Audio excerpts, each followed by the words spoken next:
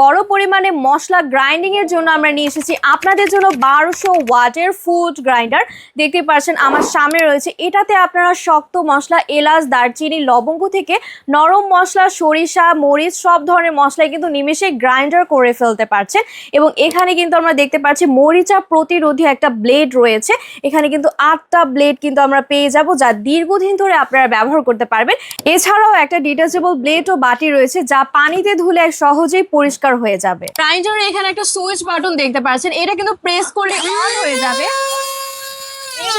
একদম ধারালো ব্লেড কিন্তু আপনার সকল ধরনের মশলা নিমেষেই গ্রাইন্ডার করে ফেলতে পারবে। কম বিদ্যুৎ খরচে হয়ে যাবে সকল ধরনের গ্রাইন্ডিং। কোরবানির ঈদে গরুর মাংসের স্বাদ বাড়াতে তাজা মশলার কোনো বিকল্প নেই, সেই জন্য কিন্তু আপনাদের জন্য এই গ্রাইন্ডারটা নিয়ে এসেছি। কারণ হাতে মশলা পিষতে অনেক বেশি সময় ও শক্তি ব্যয় হয়, সেই জন্য এই 1200 ওয়াটের ফুড গ্রাইন্ডারটা নিয়ে এসেছি, যেটাতে আপনারা মাত্র কয়েক সেকেন্ডে মশলা গুঁড়া করে ফেলতে পারবেন। এই ফুড গ্রাইন্ডারটা আপনার ঈদের রান্নাকে করবে ঝামেলা মুক্ত এবং সহজে আপনার মশলা রেডি করে দিবে।